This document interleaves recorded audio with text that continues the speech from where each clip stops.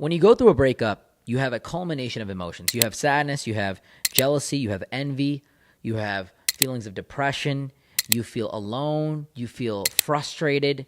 You have all these negative emotions that pull you down, but there's one emotion that is a little bit out of control that can kind of amp up your energy, and that emotion is anger. And today, I'm going to talk about it.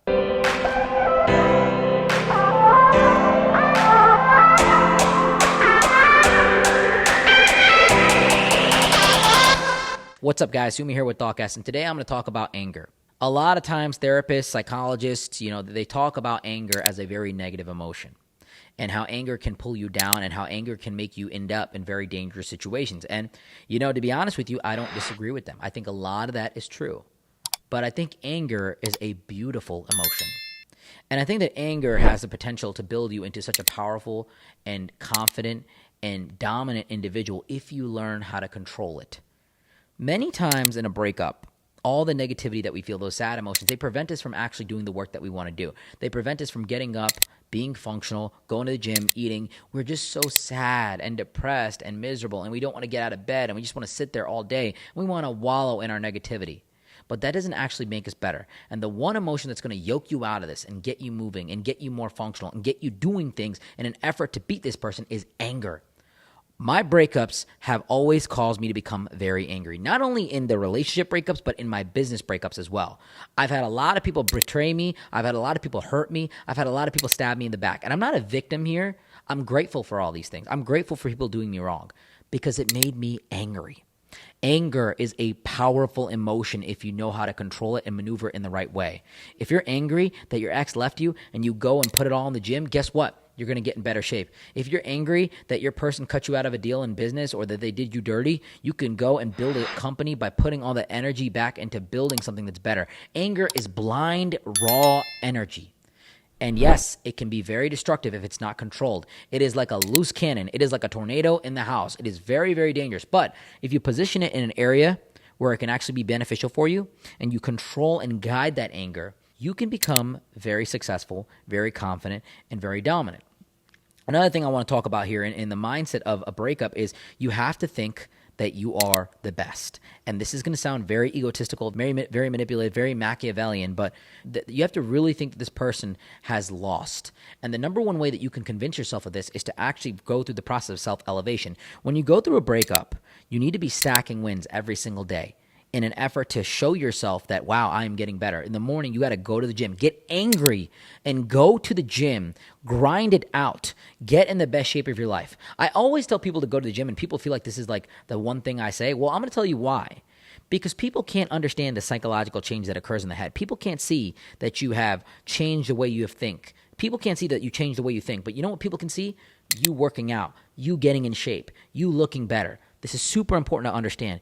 When they see you change physically, they're going to start treating you differently because you have changed superficially, because that's what people interpret you off of.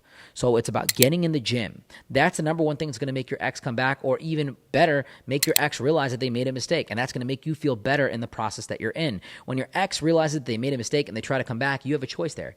You can say, hey, I love you. Let's try this out again. Or, sorry, baby. Sorry, honey. It's just not for me anymore. I'm going to move on. But the way you're going to get there is by anger. You've got to use the anger. You've got to use the anger as fuel to become a better person. That raw energy is going to allow you to transform yourself. So here's the thing, right? A lot of people get very confused on how to handle anger. A lot of therapists and psychologists tell me that, anger is very bad. Anger is very bad. If it was not for anger, I would not be successful today. If it was not for anger, I would not be here today in front of this microphone talking to you right now. I promise you. I'm a very angry person at the core of cores. I've just learned to control it. I've learned to control my emotions, regulate them, and use them to my own benefit. So it's not about ignoring these emotions. Let's talk about this, right? It's not about ignoring the anger. It's not about pretending it doesn't exist. It's not about burying it. It's not about pretending that it's not really there. It's about feeling the anger. Give the anger space in your life. Feel the anger. Understand why you're angry. Are you angry because they left you? Are you angry because they moved on? Are you angry at yourself for not trying where you should have been trying in the relationship? I've been in this position. I felt like I could have done better. Many times after a breakup, it's a combination of these things. I'm angry that they left me. I'm angry that they actually may have found better. Sometimes you get outclassed. There were many breakups that I had where she would move on to a guy that was just better than me. And it broke my heart. And it hurt me. And I got angry. I was like, man, this guy is better than me? He's taking my girl? Man, made me angry. I didn't want to feel defeated. I didn't want to feel sad. I don't want to feel bad for myself. I wanted to get angry and get better. So that's exactly what I did. I focused on becoming the best version of myself so that way it'll never happen to me again. So that way I never have to go through the pain of seeing another guy do better than me. I will be better than him. I will beat everybody out. And some of you might say, whoa, this mindset is crazy. But it's the number one mindset that's going to allow you to grow as an individual. Anybody that's telling you that getting better and being dominant and being aggressive and thinking that you are the shit is a bad mindset for you is a person that doesn't understand the pain of your breakup. They don't understand. They haven't been through the pain themselves. The only way that you're really going to get out of the dark route is by letting the anger fill you up, letting the anger grow you. Don't do anything crazy, right? You've got to control the anger.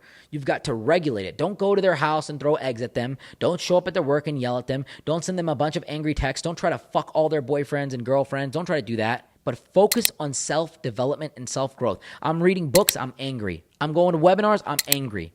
I'm traveling the world, I kid you not, I'm angry. I'm like, I want to see the world. I want to explore. I want to see every single thing so that this person misses out on this. I want to see all these new experiences. I'm going to tell you right now, the anger is powerful. But you've got to put systems and processes in place for when that anger falls apart. Because eventually the anger dies out. It's like a hot, intense fire. And it slowly starts to burn away. And, when the anger has burnt out, you have to keep that discipline there. You have to habituate the things that you're doing. So every day when I would get in a bad mood, I would work out, I would get angry, I would focus, I would just do as many push-ups as I can. I would take a cold shower, I would read and write, I would focus, I would do everything I could to be in a self-improvement type behavior. So that way when I was angry, I felt like I was getting better. The anger was correlated with me getting better. Every time I got angry, I did something that made me better. So when I was out, sometimes I was out and I was, engaging in a conversation with somebody and I just got angry. I got really, really upset at the breakup. I would just start doing push-ups. I would start doing burpees. I would start getting in a mindset where I'm like, man, I got to go lock out for 5-10 minutes here and do some work because I can't not do better. You have to let the anger fill you up, but you cannot let it control you to do negative things. You have to position the anger into something that's beneficial for you. And typically, it's exhausting yourself. You need to exhaust that energy. You need to get rid of it some way. When I was angry, I was writing ebooks. When I was angry, I was focusing on my business, generating more money. When I was angry, I was talking to more people in business to network with them more and talk about how I can elevate because I wanted to be the best. The desire to want to be the best is a very healthy desire. You should not want to be average. The average mindset, the mindset to just be a regular person on this earth is a very, very dangerous, very paralytic, very negative mindset. I think that being average is negative. I don't think it's healthy for you. I think you should always want to be the best version of yourself. And in order to get there, in order to kind of push you, and when you're pushing that last rep on that machine, when you're pushing that last rep in reading a book, when doing one more page, get angry and push. Say one more. I'm going to do this because I would always imagine this. I would literally imagine like if I do this one more rep, they're going to be back begging for me. If I read this chapter, they're going to be back. If I read one more chapter, they're going to be back begging for me. If I finish this meal prep today, I'm going to get in the best shape of my life and they're going to be back begging for me. You've got to get delusional in the process of healing from a breakup because if you don't, all you're going to do is be delusionally attached to them in this prisoner-based mentality where you are a slave to your own emotions. Don't ignore the anger. The anger is going to save you. And you have to start thinking that you were the good one in the relationship and they lost out on you. Get angry about them leaving you. Get angry about them being with somebody else. Get angry. But position that anger into being so good that they feel like they messed up, like they made a mistake, and they now have to regret it. If you guys ever want to contact me or ever get connected with me, my links are down in the description below. You're more than welcome to message me.